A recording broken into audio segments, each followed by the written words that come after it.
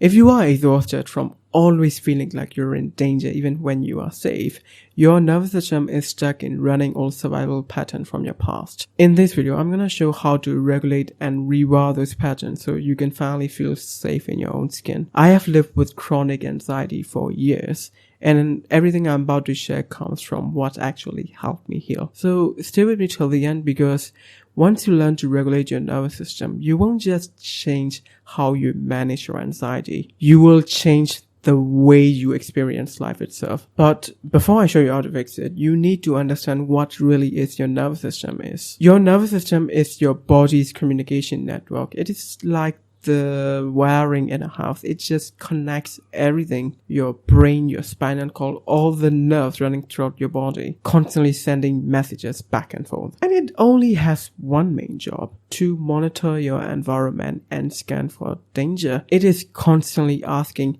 am I safe right now, or am I in danger? And based on that answer, it adjusts how your body functions, and it has two modes. The first one is your sympathetic nervous system, or the fight or flight mode. It just speeds everything together. When this mode is on, your heart rate increases, your muscles become tense, you become hyper alert, you become restless. It is like the gas pedal of a car. It is designed to keep you alive when you are facing an actual danger. The second is your sympathetic nervous system, or rest or digest mode. When this is activated, your breathing slows down, you become extremely relaxed, and you can think clearly in this situation. It basically slows everything down. It is like the brake of the car. And it is not like one system is better than the other. You need both systems to function properly. But the problem is, you are stuck in this fight or flight mode all the time. Since you have been dealing with chronic anxiety, your nervous system is running this survival mode as your default setting. This is why you wake up tense, you go to bed restless, you have a very hard time falling asleep, you have a very hard time relaxing. It just affects everything: your mental health, your physical health, your relationship with people, the way you react to things. Everything is a mess if your nervous system is dysregulated. So then the question comes, why is our nervous system stuck in this fight or flight mode when we are objectively safe? I mean, we live in a safe world. We're not fighting wars. We're not in the jungle. But our body is reacting to like we're in danger, because your nervous system can't tell the difference between the real danger and the perceived danger. This might sound a bit weird, so I'm going to give you one example. Let's say you're walking in the jungle 10,000 years ago and you see a tiger. You want your body to freak out. You want all the alarms in your body goes off. Only then you're on this fight or flight mode. You become alert so that you can run and you become alive. Now you escape, right? If you're on the same walk again, and then you saw some shade of a four-legged animal, so your body immediately thinks it is a tiger and turns on stress mode, because it has experienced it before. It is trying to protect you, but in reality it is just a deer. Okay, but you're on panic mode. You see what I'm saying? As I've said before, your nervous system reacts to the perceived danger as well. It is constantly scanning for potential danger, potential threat. It's not responding to what is true in reality. It is responding to what it anticipates. The root cause of our nervous system dysregulation is constant perceived threat, or this anticipated threat, not the actual immediate threat. If you grew up in a house where you constantly had to scan your environment to feel safe, your nervous system learned to pick up the tiniest signals. If you were to experience abandonment, your nervous system thinks that being alone equals danger. If there was financial stress or instability, your nervous system tagged money as a threat. The point is, it doesn't matter the exact situation. Something happened in your childhood that caused your nervous system to become ultra sensitive. And because of that, it is constantly scanning for threats. It is doing its job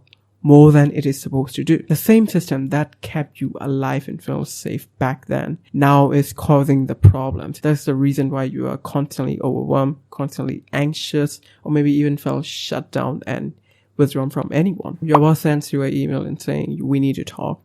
And your brain immediately thinks, we're going to get fired and we're in danger. Your partner doesn't text back for a few hours and you think, they're definitely cheating on me.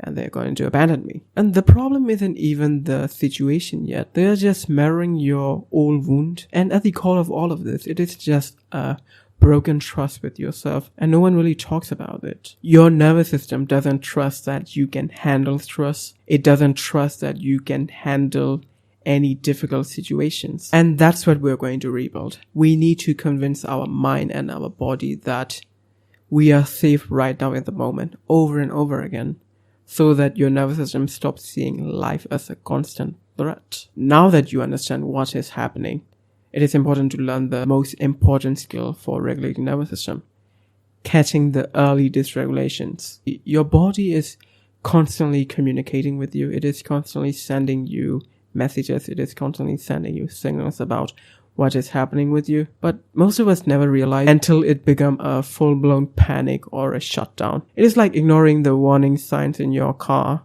until your car engine broke down. We are doing that. So we need to learn to read those warning signals from our body, because the earlier you can catch those warning signals, the easier it is to regulate your nervous system and calm yourself down. So this is what I want you to do. I want you to find out where you specifically feel stress in your body, when you feel tense and when you're on this fight or flight mode. For me, it is always my chest, or sometimes I feel extremely restless. The moment I felt that kind of sensation, I know that my nervous system is ramping up. For you, it might be different. For you, it might be the sensation in your stomach, or the tingling in your head and your hands. Maybe the sensation in your throat, and maybe the tightness in your shoulder and your neck. Maybe it's hard for you to breathe. These are all the signals from your body. Okay. So throughout the day, I want you to notice the sensation in your body when you feel activated or stressed. Try to find out specifically where you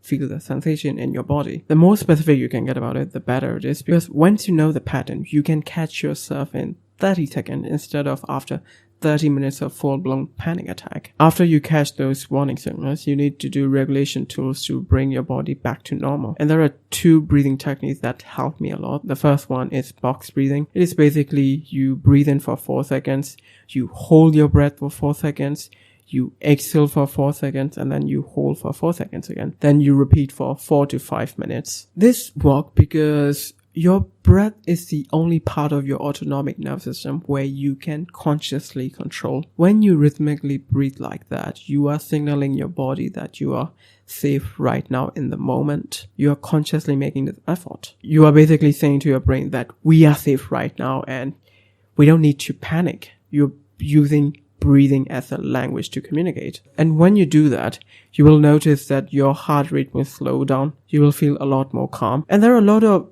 follow along videos on YouTube. Just search box breathing and you'll find tons of it. But if you feel like you don't like to do box breathing, you can do 4-7-8 breathing. As the name suggests, you inhale for 4 seconds, you hold your breath for 7 seconds, and then you exhale for 8 seconds. The longer exhale is the key here, because when the exhale is longer than the inhale, you are strongly signaling your body that it is time to relax. It is time to slow down. So now you can regulate your nervous system in the moment. But if you want lasting change, you need to rewire your identity beliefs. And that starts with understanding why you are getting triggered in the first place. And the answer is all safety beliefs that your nervous system is still running on. This might sound a little bit complicated, but stick with me. These beliefs got programmed into your nervous system when you were young, when you feel unsafe, and when you feel like in danger. And those beliefs are like your coping mechanism. And even though you're now an adult now, your nervous system is still running those old beliefs to make you survive. And I want to give you some examples because I know this sounds a bit complicated. You may have a belief like, if I fail on something, I am worthless. So every time you face a challenge or you made some mistake, your nervous system treats it as like it is a life or death situation. It takes it extremely serious. And another belief might be like, conflicts mean rejection. Any types of arguments, any types of confrontation means you are getting rejected. So you may avoid any hard, difficult conversation at all cost. You may have a belief like, if I'm not perfect, people will leave. So you are constantly anxious about your performance because you think if you don't perform, if you don't treat people at their best, everyone's gonna leave you and you're gonna be alone, and that's what freaks you out the most. So when you notice stress signals when you're in specific situation, I want you to ask yourself, why does it feel so dangerous? What is my nervous system trying to tell me? Let's say your partner doesn't text you for a few hours, so you immediately become restless. Instead of impulsively acting out, take a deep breath and then ask yourself, what does it mean to me? What is my nervous system trying to tell me? And most of the time you will realize that the reason you are getting panic is never about the situation in front of you. It is always about the old belief you have. You are just afraid that you're going to get abandoned. You're just afraid that you're going to get cheated on. That old belief is what triggering your nervous system, not the actual situation itself. And you will realize that after some time your partner will text back and nothing really happened. It's all the story inside your head. It is making you feel shit. So this is an actionable step. Take a notebook. And I want you to think about some of your belief that you might have that are triggering your nervous system. Because once you identify the belief, you can start challenging it. And this is where everything comes together. The regulation tools and the belief work actually meet. You're not going to just calm yourself down. You're going to teach your nervous system that your old beliefs aren't true anymore. And here's the full procedure to do that. First, you're going to identify the belief that is triggering you. Then you're going to use the regulation tools to get calm. And then take small actions that challenges the belief while using those tools to stay regulated. Fourth, notice that nothing bad happened. Fifth, repeat this until it becomes natural. Let's just say that your nervous system panics when someone doesn't respond to your messages, because it believes that someone is ignoring you or abandoning you. In that period, resist the urge to send multiple texts and text bomb. Just stay with that discomfort and do nothing. You will feel so much uncomfortable feelings. Let it be. Do the regulation tool I said before. You take a deep breath. And then just stay with that for as long as you can. And then after some time, they will send you the message. And you will see that nothing catastrophic happened as you think in your mind. When you do that, instead of lashing out and doing stupid things, you are proving to your nervous system that that old belief isn't working anymore. And while you are doing these actions, the way you talk to yourself matters a lot. Especially as men, we are very harsh to ourselves. Whenever these kind of feelings come up, we realize, why the fuck am I feeling this? Stop being a pussy. We need to bottle it up. We need to focus. Okay, these are all weak feelings. We don't need to feel those feelings, and we just suppress it down. We do all these negative self-talk. And when you do that, you are making your nervous system even more panic. Instead of like that, you're going to talk to yourself like a supportive coach, someone who care about you. And here are some phrases that you should say when you're in this difficult situation. We're good. We're not in danger. You are reminding your nervous system that you are basically safe. I can handle this discomfort. You are telling your nervous system that you can handle this, that you don't need to stress or panic. My body is just remembering my old fear. This creates distance between the past and the present. The fear made sense back then, but not now anymore. And here are phrases that you should not say to yourself. Like, don't tell yourself, stop being a weak bastard. That's just reinforcing that your old belief is true. Don't just say just get over it, because it diminishes the experiences that you're feeling. Don't tell yourself, stop being dramatic. It invalidates the emotions that you're experiencing, because what you're experiencing is real. It is not fake. And you're not being dramatic. You don't need to be harsh on yourself. That is the point that I'm drilling you into your head. Negative self-talk really affects your mind and your body. I've done that for so many years. Every time I had those experiences, I was extremely harsh on myself, and I would say those things I said earlier, and it never helped me. I would just keep stuck in the loop for as long as I can remember. When I talk to myself as if I am supporting myself, as if I am backing myself, things really got changed. So I really want you to do that, okay? This is not some woo-woo stupid thing. And you're not just managing your nervous system. You are literally building a relationship with yourself again. Every time you change your belief, like I said before, and nothing bad really happened, you are changing your neural pathways. You are rewiring your nervous system that the thing that I thought was dangerous isn't actually dangerous. But your brain needs evidence. One action isn't enough. One evidence isn't enough. So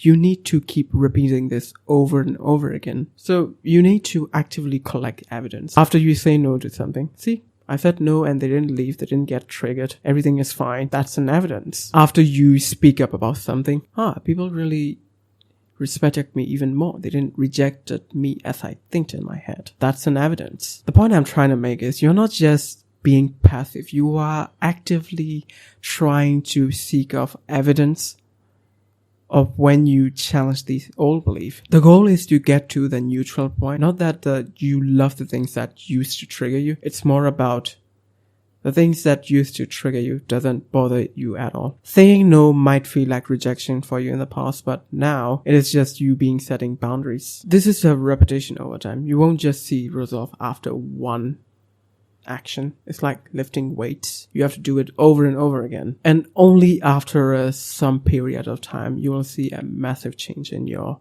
life, the way you react to things. Before we wrap up, I really need you to be honest about when this approach might not work for you, because if I'm saying this is the answer to everything, I'll be lying to you, okay? I don't want to be that. If you are pushing yourself beyond your capacity to stay regulated, you are not changing your belief. You are re-traumatizing yourself, okay? You need to start small. Don't go too fast. Don't go into big actions. You have to start with small, tiny actions. This is a very important thing. Another scenario is if you're actually in an unsafe, toxic environment. In those situations, no amount of nervous system regulation will fix this toxic work environment or abusive relationship or physically unsafe environment. Healing means making real life decisions like setting boundaries, leaving the situations that are harmful to you. These regulation tools can help you make better decisions, but you need to leave, you need to move away from unsafe, toxic environment. It is very important. And lastly, if you have a significant history of trauma and PTSD, it is better for you to work with a trauma-informed therapist. These tools can help, they can accommodate you, but this is not the full fix. You need to work with a professional. I hope this video helped, and if you watched till the end, I really appreciate it. Comment below what you think and check out my other video as well. Thanks for watching, guys.